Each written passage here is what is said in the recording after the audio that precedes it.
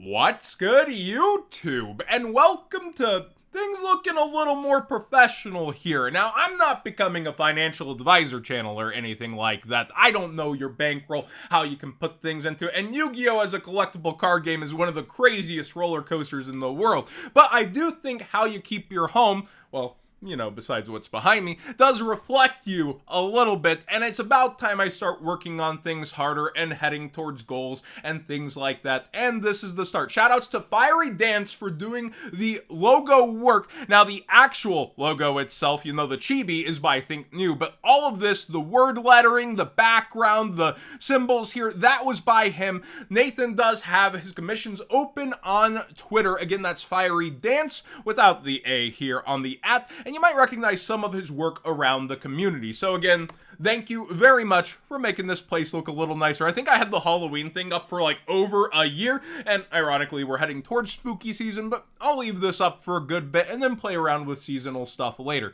That being said, let's go ahead and get into today's Market Watch, starting with the Megatons being even more down bad than they were before. How about that wait till Wednesday squad? I finally came up wait for Wednesday. You see, a little bit clever. I often say with, especially YCS weekends, wait for vendors to get back Monday, Tuesday, tear open things, chop things up, or decide how they're going to list and actually categorize things. And you definitely made a little bit if you wanted to open even cheaper tins, because these have fallen down to $155, $156 with 38 cases of tins. And why a $6 drop is so notable, that's only 50 cents a tin, John, is they were already very, very bad where people were taking losses on shipping, on fees, etc. And now it's even worse. And when we look at the value inside, well, if the bubbling buyouts had you scared, most besides Druisworm are starting to chill out just a little bit. Garura down a bit from $8, not too much. You also have the Druisworm. If you actually click it, it is more towards $10. But on the non-short cards, like if you waited through the weekend, well, Lubellion down from 12 towards 10, right? Kashtira Fenrir down from 12-ish towards 8. And then you have Saronir, kind of floating around 5. Magnamut, despite selling in place, that's under $4. Same with Rite of Armus here, even post-buyout where it was bubbling towards 5, $5.50, now back under 4. And then so many cards like Illusion of Chaos, remember it was originally 6. People are like, that's cheap, that card's good, and it's Arc Magician card, you should be stonking. No, 350 is all you need to be paying, about a $10 play set here. Same with the Blue Eyes Jet Dragon. So many cards are coming on down here, but again, you can kind of see which cards have lower listings / people are after in quantities right now, and I would start making more decisions. Of course, using that TCG player link in the description down below, costing you nothing extra to support the channel directly for the cards you'd already be buying. Now, people are scratching their heads over the promo prices. Aren't they that easy to get? Well, with 16 different ones, again, you need to open 4 cases of tins to see a playset of each one. People want Stardust and Black Rose for past format. People like collecting different Dark Magicians, and that 1 in every 16 tins for the individual different one when you're passing case numbers, even if they are cheaper, even if they are more open, people just want to get the card. That's why they're super low quantities and people are eating them up. They actually could be the silver lining to the tins long term,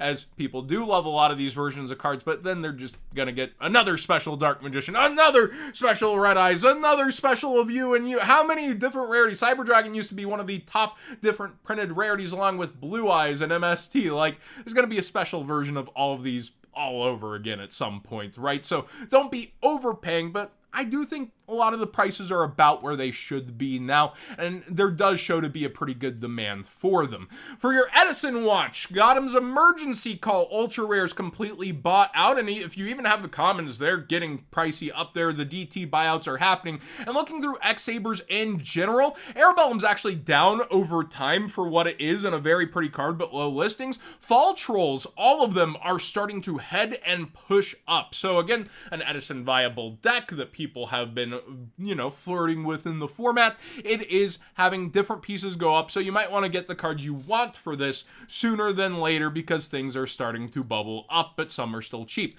Meta Staples are going up a huge jump for Triple Tactics Talent's highest rarity and ultimate rare. It was really cooling off there in the off season and heading in. Now people are buying the card again, and it is back over triple digits for the ulti, and I would get the ulti before the secret in my opinion in case of a surprise surprise season reprint, but who knows? They do that sometimes with like Pot of Extravagance, right? This one is also climbing when we look at the regular version, had been dipping before, and now it's really starting to spike again up towards 73 when it was down towards 60 some odd. Chaos Angel here is starting to climb just a bit more. We covered that it was headed towards 60, starting to stable, and now it's more towards 64. So again, those high-end staples keep getting a little pricier. If you want to lock in for the winter season, sometimes it cools down from going out of winter back into the spring season. Well, when it comes down to these prices, they're heating up into this YCS season, especially for meta staples.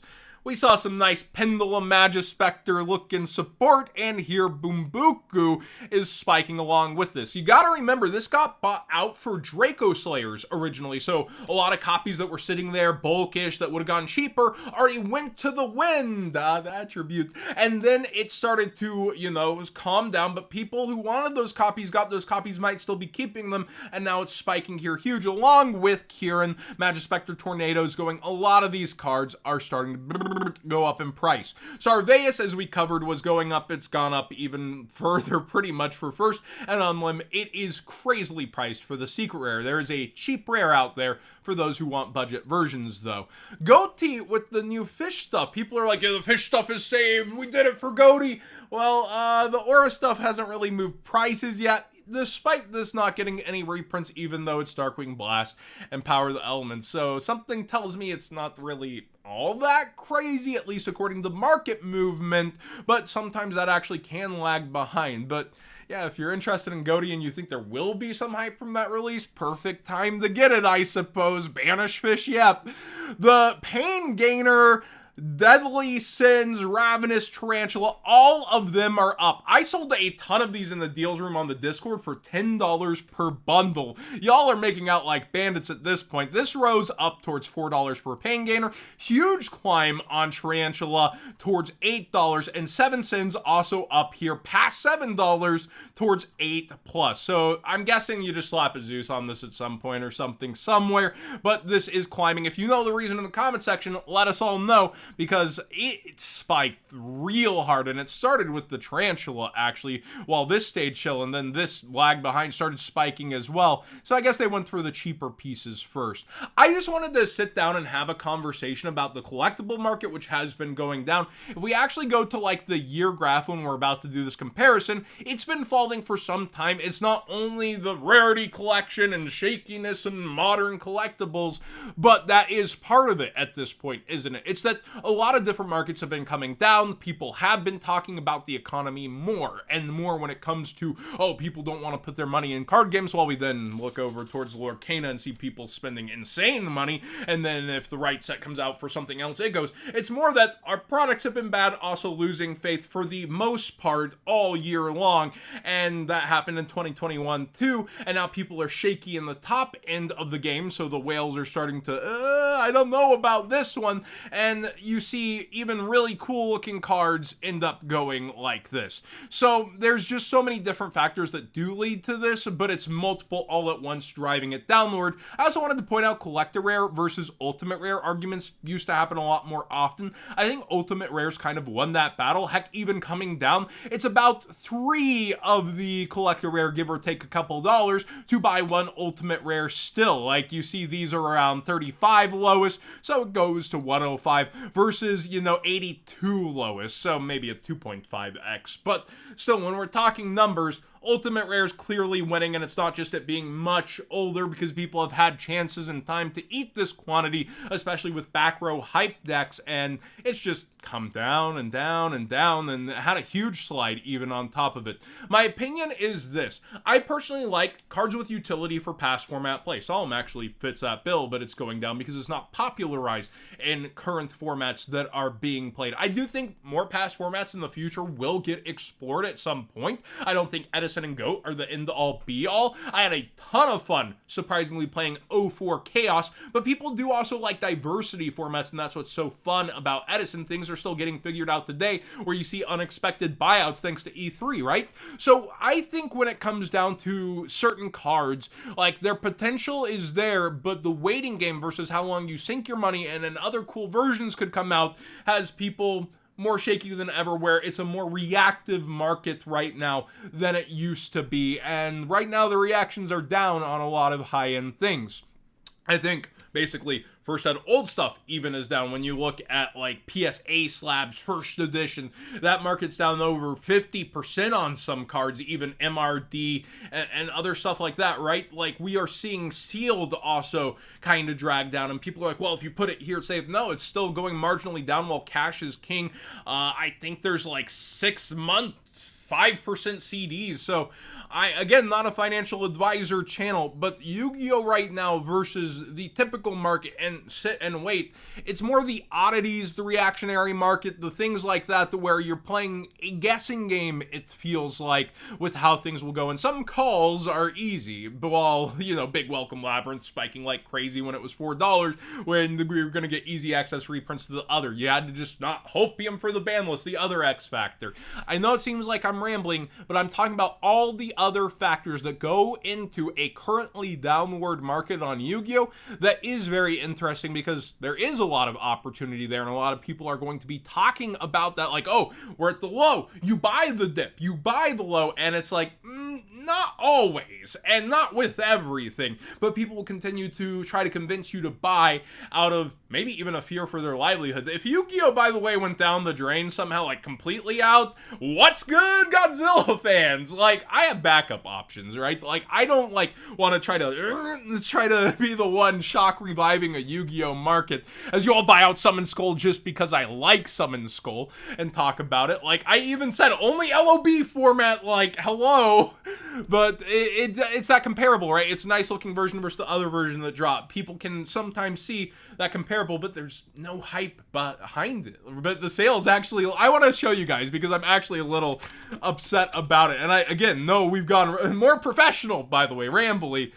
People are spending 8s on this right now. They look at this, the whole page now. 8s until you get back to here. I'm disappointed a little bit, but whoever got in, make your money, whatever. I got them to enjoy and keep, like, not to resale. But when you can make convincing arguments, money can be made, especially with platforms, right? That's why I don't vend. That's why I'm not in the market. I think when it comes down to it, like, people are a little shaky and scared at this point, and they're right to be. And I think that shows within the numbers. And listen to the numbers, they end up paying you sometimes. Thanks for watching today's Market Watch. Not a doomer, by the way. I think Yu-Gi-Oh! Will be fine. I think we're going to lose a lot of the traction from Master Duel, if I'm quite honest.